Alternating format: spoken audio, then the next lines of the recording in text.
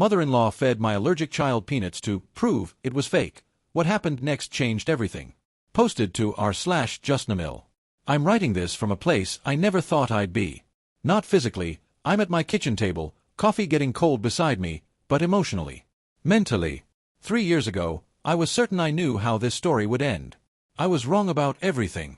I need to tell the whole story. Not just the beginning, which you've probably seen versions of 100 times on this subreddit. The whole thing. Because what happened after? I still don't fully understand it myself. The night everything changed. The fluorescent lights in the emergency room had that particular quality that makes everything look worse than it already is. I was holding my daughter's hand, her tiny fingers, still so impossibly small at 5 years old, and watching the monitors like they were the only thing keeping me tethered to this world. Her face was still swollen. Her lips, which had ballooned to twice their size, were slowly returning to normal. The epinephrine was doing its job. The doctors had already told me she was going to be okay. But I couldn't stop shaking. I'm a pediatric nurse. I've worked in this hospital for 8 years. I've seen anaphylaxis more times than I can count. I've administered EpiPens, called codes, watched tiny bodies fight for their lives. I thought I understood what it meant when parents sat where I was sitting now. I understood nothing. Because when it's your child, when it's your baby, her throat closing, her eyes panicking, her small voice rasping, "Mommy, I can't breathe," all that training becomes noise. White noise. The only thing that exists is the terror, pure and primal, that you might be watching your child die. The EpiPen. I'd grabbed it from my purse with hands that somehow remembered what to do even as my brain screamed. The call to 911. My voice, steady and clinical, rattling off symptoms and our location while inside I was falling apart. The ambulance. The sirens. The 37 minutes. I counted every one, between when my daughter took a bite of that cookie and when the doctors told me she was stable. The doctor who came to update me was someone I'd worked with for years. Dr. Patel. She put her hand on my shoulder and said, "Another few minutes, and we'd be having a very different conversation." I nodded. I knew exactly what different conversation meant. I'd been present for those conversations. I'd held the hands of parents who received them. My daughter was asleep now, finally, her small chest rising and falling in the rhythm that meant everything was okay. And as I sat there watching her breathe, I thought about how we got here. I thought about the cookie. I thought about my mother-in-law. The dinner. The family dinner had started like every other family dinner at my mother-in-law's house. The same carefully set table with the china she only used for special occasions, which somehow included every time we came over. The same passive-aggressive comments about how we didn't visit enough. The same tension that hummed beneath every conversation like a frequency only I could hear. My mother-in-law and I had never been close. Not hostile, exactly, but not close. She was from a different generation, a different world. She'd raised 3 children in a time when parenting was apparently simpler, when kids just played outside and ate whatever was put in front of them and turned out fine. She loved saying that. We turned out fine. As if survival was the only metric that mattered. The peanut allergy had been a point of contention since my daughter was 18 months old. The allergist had been clear: severe peanut allergy, IgA levels through the roof, strict avoidance necessary. We'd been given EpiPens, emergency action plans, the whole protocol. I'd spent months learning to read every label, interrogate every restaurant, decline every homemade treat whose ingredients I couldn't verify. My mother-in-law had never believed it. "In my day, we didn't have all these allergies," she'd say, waving her hand dismissively.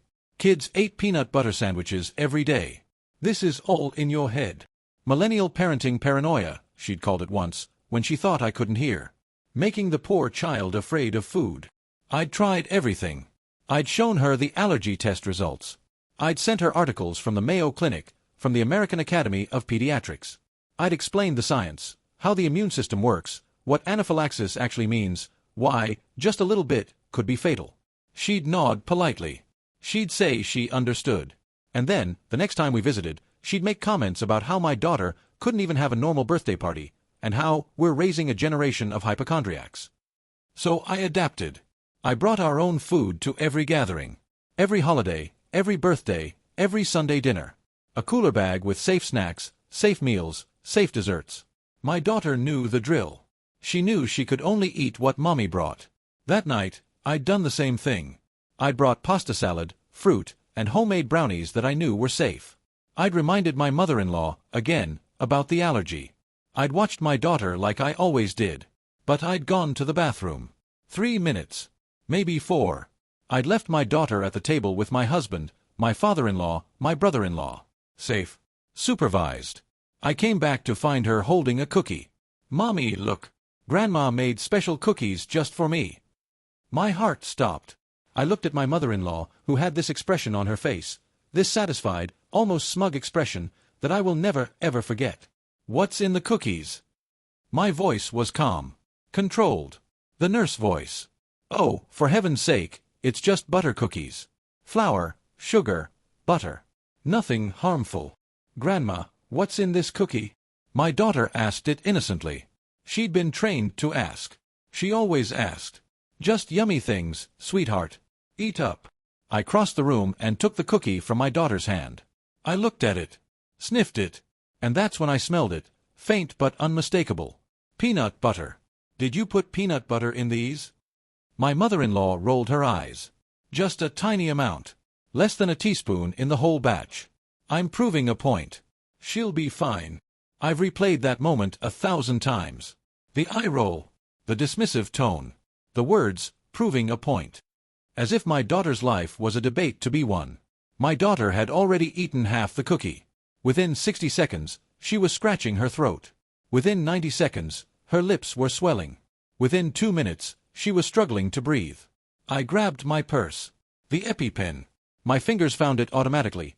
Muscle memory from a nightmare I'd trained for but never actually lived. I jabbed it into her thigh, held it there, counting the seconds. "Call 911. I screamed. My husband was frozen. My father-in-law was frozen. My mother-in-law was saying something, "She's fine, she's being dramatic." But her voice was getting higher, thinner, as she watched her granddaughter's face transform into something unrecognizable. I called 911 myself, one hand on my daughter, the other holding the phone. I gave them the information in clear, clinical terms. 5-year-old female, anaphylactic reaction, EpiPen administered, severe peanut allergy, accidental ingestion. But it wasn't accidental. It was intentional. My mother-in-law had intentionally poisoned my daughter to prove a point. The hospital hallway. I don't remember the ambulance ride. I don't remember the initial triage. My brain has blocked it out, replaced it with static and fragments. I remember the hospital hallway, though. I remember every detail. My mother-in-law was sitting in one of those plastic chairs, her face gray. My husband was standing between us, his hands raised, saying something about needing to stay calm and focus on what matters. And I was screaming. I don't scream. I am not a screamer. I am composed, professional, controlled. I have held dying children and spoken to their parents with compassion. I have delivered devastating news without breaking.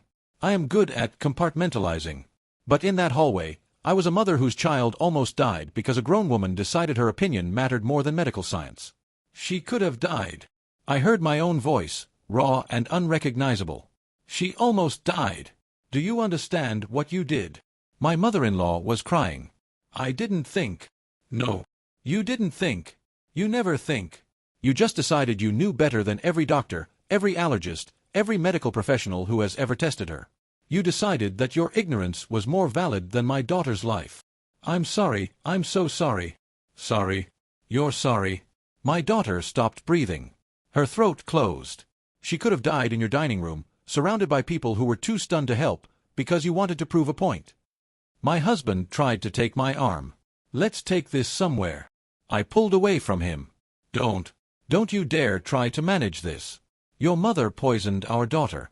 She did it on purpose. She looked me in the eye and told me there was nothing dangerous in those cookies while our child was eating them. I turned back to my mother-in-law. I'm pressing charges. I want you to know that. I'm pressing charges, and I never want to see you again. You will never be in the same room as my daughter. You will never speak to her, never call her, never send her a gift. You are dead to this family. Do you understand me? She was sobbing now, ugly, heaving sobs. Please. Please, I never meant. I didn't know. I'm so sorry. You didn't know. You didn't know. I told you.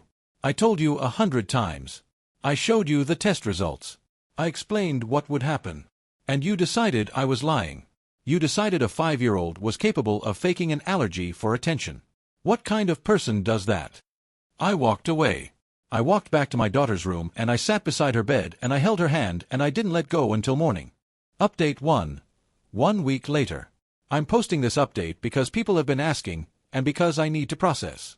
My daughter is home. She's okay. She has nightmares sometimes. She wakes up crying that she can't breathe, but physically, she's recovered. Kids are resilient. That's what everyone keeps telling me. I am not resilient.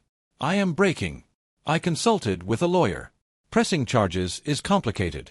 What my mother-in-law did could potentially qualify as reckless endangerment or child abuse, but proving intent is difficult. She didn't mean to harm her granddaughter. She genuinely believed nothing would happen. Stupidity isn't always criminal. I'm still considering my options. We've gone complete no contact. My husband has been sleeping on the couch, not because I kicked him out, but because he can't seem to be near me without the weight of what happened crushing him. He's stuck between his mother and his wife, and he's handling it badly. He's tried to defend her. Not excuse what she did, but explain it. She really didn't understand, he said once. She's from a different generation. She genuinely thought. I don't care what she thought. I care what she did. He didn't argue after that. Here's what I didn't expect. She's not defending herself. When my husband went to check on her, which I gave him permission to do, against my every instinct, he found her in bed. She hadn't eaten in 3 days. She hadn't showered. She'd apparently not stopped crying since we left the hospital. Part of me thought, good. She should suffer. But another part of me, a part one didn't want to acknowledge, felt something shift. My husband told me that she kept saying, over and over, I almost killed her. I almost killed her. What have I done? Not, I didn't mean to. Not, it wasn't my fault. Not, everyone is overreacting. Just, what have I done? I don't know what to do with that. Update 2. 3 months later. I wasn't going to post again. I thought the story was over. Either I'd press charges and she'd face legal consequences, or we'd stay no contact forever, or some combination of both. But something happened. My mother-in-law checked herself into a residential mental health facility. When my husband told me, I thought it was a manipulation. Some kind of ploy for sympathy. But no, she actually did it. She called her doctor, told them she was having suicidal ideation, and admitted herself voluntarily. She was there for 6 weeks. During that time, she was diagnosed with an anxiety disorder that had apparently been untreated for decades. Her therapist told my husband, and later, with permission, told me, that her need to control, to be right, to dismiss anything that challenged her worldview, it all stemmed from profound, unaddressed anxiety. Admitting that the allergy was real would have meant admitting that her granddaughter was in danger, that the world was dangerous, that things could go wrong despite her best efforts. Her brain couldn't handle that. So it rejected the reality instead. This isn't an excuse. Her therapist was clear about that, and I need to be clear too. Understanding the reason behind behavior doesn't excuse the behavior. My daughter still almost died. That still happened. But it shifted something. When she got out, she enrolled in an allergy education course. Not a pamphlet, not a website, a full course, the kind healthcare workers take. She learned about IgE-mediated reactions, cross-contamination, reading labels, emergency protocols. She got certified in EpiPen administration. She wrote me a letter. It wasn't short. It was 12 pages, handwritten. I still have it. I've read it maybe 100 times. In it, she didn't make excuses. She described what she did in clear, unsparing terms. She acknowledged that she could have killed her granddaughter. She acknowledged that her actions were rooted in arrogance and willful ignorance. She acknowledged that I had every right to never forgive her, to never speak to her again, to pursue every legal option available to me. And then she made a promise. Not a demand, not a request, a promise. That she would spend the rest of her life trying to become someone worthy of trust. That she understood she might never succeed. That she would accept whatever I decided. I am not asking for forgiveness, she wrote. I am not asking for access to my granddaughter. I am only telling you what I am going to do, regardless of whether you ever want to see me again. I am going to become someone who could never do what I did. I read that line so many times the paper got soft. I wanted to hate her forever. It would have been easier. But watching her fall apart, genuinely fall apart, I couldn't unsee that she was human too. I couldn't unsee the genuine horror in her eyes when she finally understood what she'd done. I still hadn't decided anything. I was still so angry. But something was different now. Update 3. 8 months later. My therapist asked me a question that changed everything.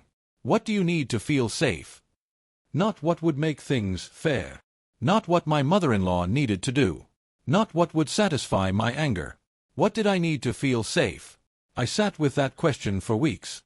I realized I'd been so focused on punishment, on making sure she understood the magnitude of what she'd done, that I hadn't actually thought about what I needed going forward. What I needed was simple. I needed to know in my bones that my daughter was safe. That what happened would never happen again. That any contact with my mother-in-law wouldn't be a risk to my child's life. When I framed it that way, something shifted. I agreed to a conversation. Just the two of us, in my therapist's office. No husband, no mediator except the therapist. I needed to see her. I needed to look in her eyes and understand whether the change was real. She looked different. Older. Thinner. There was something in her face that wasn't there before, a kind of rawness, like a scab that hadn't fully healed. She didn't try to hug me. She didn't cry. She just sat there and waited for me to speak. I asked her questions. Hard questions. I asked her to describe, in detail, what she did that night and why. I asked her to tell me what she'd learned about allergies. I asked her what she would do differently. I asked her to role-play scenarios. What if my daughter asked her for food? What if someone at a party offered her something? She answered everything. Thoroughly. Correctly. She knew more about allergies now than most people I know. She described cross-contamination protocols. She knew the symptoms of anaphylaxis in order of severity. She knew that, just a little bit, could kill. I was so stupid, she said at one point. I was so arrogant. I thought I knew better than doctors because, she stopped, collected herself. Because admitting you were right would have meant admitting I was a danger to my own granddaughter. My brain couldn't do that. So I convinced myself you were the problem. And now I understand that I was the problem. I was the danger. And I will never stop being sorry for that. I looked at her for a long time. I thought about my daughter. I thought about the hospital hallway. I thought about the letter, the 12 pages, the promise. I'm not ready to forgive you, I said finally. I don't know if I ever will be. What you did, my daughter has nightmares. I have nightmares. Every time she eats something, I think about that cookie. That doesn't go away. I know. But I'm willing to try something. Supervised visits. Short. You will never be alone with her. You will never give her food, any food, ever. You will follow every rule I set without argument. If you violate any of this, even once, we're done forever. She nodded. She was crying now, but quietly. Thank you. Thank you. I won't let you down. I wanted to believe her. I wasn't sure I did yet. But I was willing to try. Update 4. 2 years later. I'm sitting here trying to figure out how to describe where we are now, and I keep coming back to something my therapist said once: forgiveness isn't a moment. It was 1,000 small choices, every day, for months. That's what it's been. 1,000 choices. Every time my mother-in-law has been at an event, I've had to choose to let her stay. Every time she's interacted with my daughter, I've had to choose to trust. Every time I've caught myself softening, I've had to choose whether to let it happen or fight it.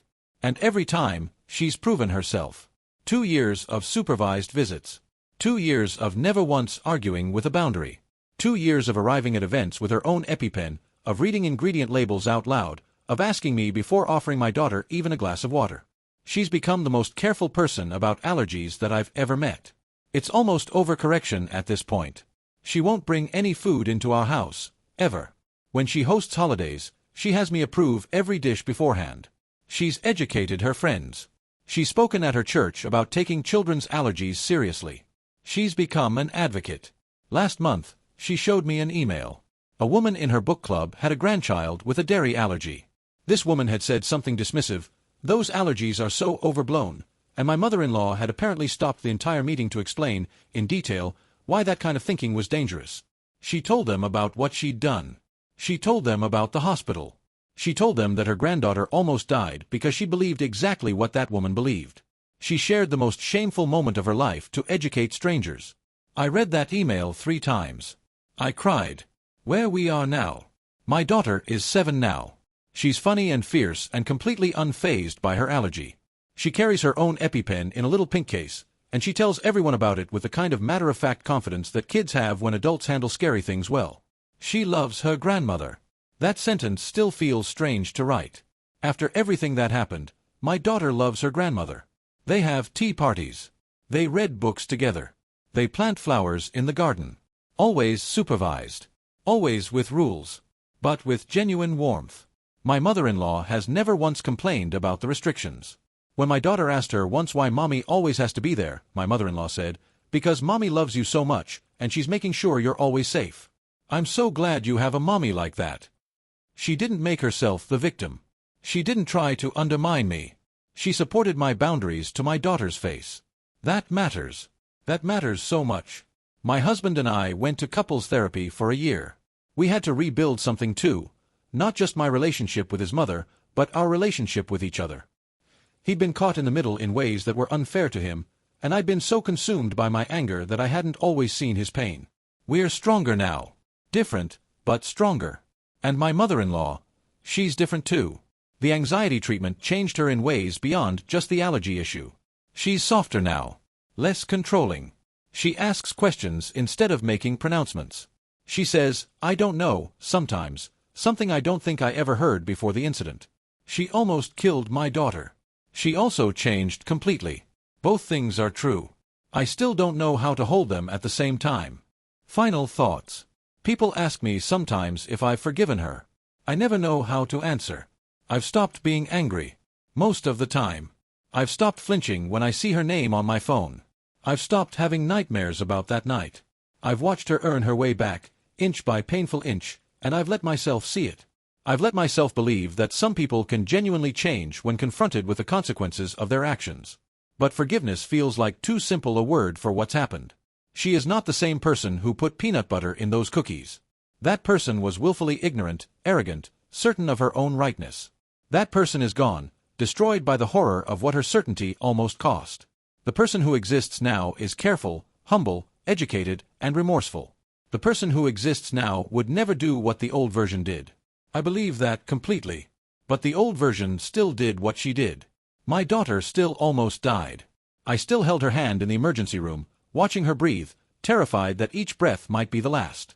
That happened. And no amount of change can unhappen it. So I don't know if I've forgiven her. I know that I've let her back into our lives, in a limited and carefully controlled way. I know that I've watched her become someone worthy of that limited trust. I know that my daughter has a relationship with her grandmother that brings them both joy. I know that I'm at peace with my decision. Maybe that's what forgiveness actually is. Not a feeling. Not a moment. Just 1,000 small choices, made over and over, until one day you realize you've built something new. To anyone in a similar situation, I want to be clear about something. My story is not a template. I am not telling you that you should forgive someone who endangered your child. I am not telling you that everyone can change. What I'm telling you is that in my specific case, with my specific mother-in-law, change happened. Real change. Demonstrated over years, not weeks. Verified by consistent action, not just words. If my mother-in-law had made excuses, I would have stayed no contact forever. If she had defended herself, minimized what she did, blamed my overreaction, we would never have spoken again. But she didn't do any of those things. She crumbled. She took responsibility. She did the work. She kept doing the work long after she had any guarantee that it would lead to reconciliation. That mattered. Your situation might be different. The person who hurt you might not be capable of that kind of accountability. They might not have the self-awareness, the resources, or the willingness to change. And if that's the case, no contact is not just acceptable, it's necessary. Protect your child first. Always. But if you find yourself in a situation like mine, if you're watching someone genuinely try to become better, genuinely taking responsibility, genuinely doing the work, I want you to know that it's okay to let your heart soften. It's okay to hold space for both your anger and their growth. It's okay to rebuild something, carefully and slowly, if that's what you want. It doesn't make you weak. It doesn't mean you've forgotten what happened. It just means you've decided that this particular story doesn't have to end in permanent estrangement.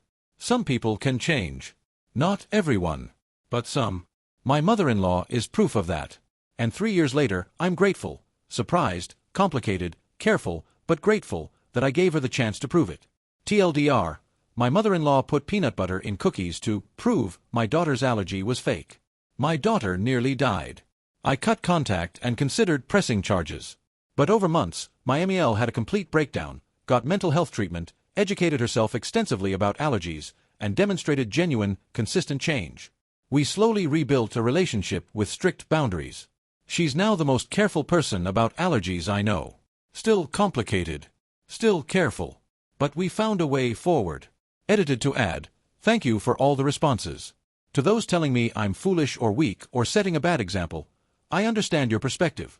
What she did was unforgivable in the most literal sense. I didn't forgive it. I can't. What I did was choose to move forward, with boundaries, because that's what made sense for my family. Your mileage may vary. Protect your children first, always. But if you find yourself with a genuine case of change, know that it's okay to acknowledge it. That's all. Here's what I learned from watching my mother-in-law become a different person. Some people can change. Not everyone, but some. And recognizing the difference matters. My daughter almost died because a grown woman decided her opinion was worth more than medical science. I held my child's hand in the emergency room, watching her breathe, terrified that each breath might be the last. That happened. No amount of change can unhappen it. I wanted to hate her forever. It would have been easier. Clean villains make clean stories.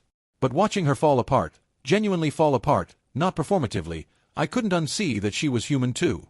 I couldn't unsee the horror in her eyes when she finally understood what she'd done. She didn't make excuses. She didn't defend herself. She didn't blame my overreaction or call it an accident. She crumbled. She checked herself into a mental health facility. She got diagnosed with an anxiety disorder that had been warping her thinking for decades, the need to be right, to control, to reject any reality that felt too dangerous to accept. Understanding the reason doesn't excuse the behavior. My therapist was clear about that. But it shifted something. She took an allergy education course, got certified in EpiPen use, wrote me 12 handwritten pages that didn't ask for forgiveness, just promised to become someone who could never do what she did. And then she spent years proving it. Every visit, every boundary, every rule followed without argument. My therapist asked me what I needed to feel safe. Not what would be fair. Not what would satisfy my anger. What I needed. That question changed everything. Forgiveness wasn't a moment. It was 1,000 small choices, every day, for months. Every time I let her stay at an event. Every time I watched her interact with my daughter. Every time I caught myself softening and chose to let it happen instead of fighting it. She's the most careful person about allergies I've ever met now. She won't bring food into our house, ever. She reads labels out loud. She carries her own EpiPen. She told her entire book club about her shame to educate a woman who said allergies were overblown. She shared the worst moment of her life to protect children she'll never meet. I don't know if I've forgiven her. The word feels too simple. What I know is that I've let her back into our lives, carefully, with boundaries that will never fully disappear. I know my daughter loves her grandmother. I know I'm at peace with that. She almost killed my daughter. She also changed completely. Both things are true. I still don't know how to hold them at the same time. But I'm learning. To anyone in a similar situation, this is not a template. Not everyone can change. If the person who hurt you makes excuses, minimizes, defends themselves, stay away forever. Protect your child first. Always.